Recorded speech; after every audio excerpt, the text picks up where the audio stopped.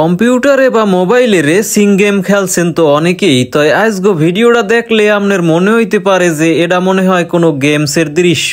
আসলে মোরা বরিশাল গনে ঢাকা যাওয়ার পথের দৃশ্যই আমনেগো দেখাইতে লাগছি। সড়ক পথে বিমানের ছোঁয়া পাওয়ার মতো একটা দৃশ্য দেখছেন, মনে হয় কি কোনো ড্রোন চললে যাইতে আছে রাস্তার উপর দিয়ে। যা দেখতে আছেন হগল একবারে বাস্তবই আমনেগো দেখাইতে আছি। অনেকে আবার বিশ্বাস করবেন না, হ্যাঁ করে মই কিরা কাইডে কইতে পারমু না। যদি একান্তই বিশ্বাস না হয় তয় ঢাকা গনে মগো বরিশাল একদিন আইয়ে দেখকেন। গাড়িতে কদ্দুর আওয়ার পর হগল ডিহুনি কি কয় ভাঙ্গা রাস্তা আইতে আছে। মুই কই ভাঙ্গা রাস্তা কেমন হইয়ে দেখার লগে একটু গাড়ির সামনে আইলাম। আইয়ে মুই ড্রাইভার মামার দ্বারে জিগাইতে আছি, কই ভাঙ্গা রাস্তা কমবে? কয় এই তো ভাঙ্গা রাস্তা। কই কোন কি দেখি একেবারে তেল তেলিয়ে কি সুন্দর রাস্তা। মামাই আবার কইলে, আরে মামা রাস্তা তো আর ভাঙ্গা না, এই জায়গাটার নাম হইছে ভাঙ্গা। মনে মনে কই এই সব উল্টা পাল্টা নামগুলা থই কেডা হেই তো কইতে পারি না। এই জায়গার নাম যদি হয় ভাঙ্গা, তাই আস্তা কোন জায়গা? এই তেল তেলিয়ে পানি নেহান রাস্তায় দিয়ে সামনের দিকে আউগাইলেই আবার পদ্মা সেতু বাজে। তাই হেয়া লইয়া মুই আর একটা ভ্লগ বানাইছি, হেয়া অনেকদিন আগেই আপলোড দিয়ে রাখছিলাম। আমরা যারা দেখেন নাই হেরা দেখকে আইয়েন। 500 টাকা দিয়ে এই গাড়ির টিকিট কাটছিলাম। বুঝলাম কি সড়ক পথে বিমানের ছোঁয়াই পাওয়া যাইবে। তাই দেখকে তো মনে হইতে আছে না সুন্দর রাস্তা চললে যাইতে আছি একারে বিমানের নাহান উড়িয়া উড়িয়া। তাই বুঝলাম মনে কয় বিমানের নাহান কোনো খাওন টাউনও দেবে।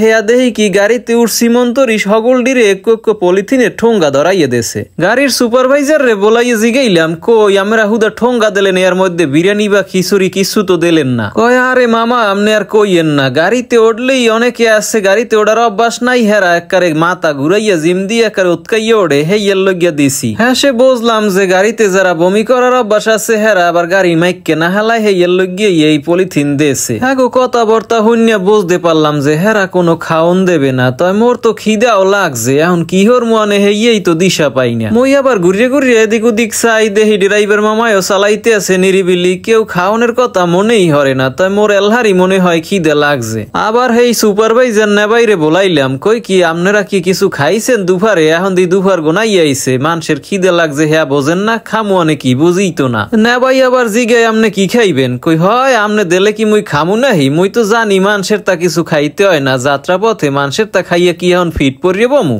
না? ভাই মেডুর মেডুর আসছে, কয় কুয়াকাটা গনে দূর আইসি, মাঝে মাঝে তো থামাইয়া হেয়ার পর খাওয়ার সুযোগ দেবে আনে আমনে গো। গ্রামে গনে রাগইয়াই ঢাকা শহরের উদ্দেশ্যে রওনা দিছি। ঢাকা শহর যাইয়া চাকরি বাকরি লমু হেই চিন্তা ভাবনাই আছে। গ্রামের মানুষে কাম কাজের মধ্যে আবার চাকরি বাকরিডারে অনেক মান্যগণ্য করে, হে ছাড়া আর কোনো কাম নাই। মোর তো রাগবাজ যে এমনি না, মগো এক বুড়া দুদু আছে, হে জিগায় মনু আজকাল হরটারও কি কাম কাজ করো? মুই কইলাম মুই তো কন্টেন্ট ক্রিয়েটর। কয় ও ক্যান্টিনে থাহো, তা কিরম কি বেতনা দি পাও? 1010 টাকা থাহে খাইয়ে লইয়া। কয় মনু লেহা পড়া তো কম হরো না, এক ভালো চাকরি বাকরি লইতেরো না? মগো জামাই দেহি কলেজে চাকরি হরে, হে দেহি 15-20 হাজার টাকা বেতন পায় মাসে। এখন এই হইছে মগো গ্রাম্য দুদুর বেটকেন নিয়ে কথাবার্তা। এইয়া হইনে কি দেশে থাহন যায়? হেইয়ের লইয়াই মুই ঢাকা যাইতে আছি। এখন নিয়াজ নামের এই পেজ গো আপনারা ফলো করিয়ে রাখেন।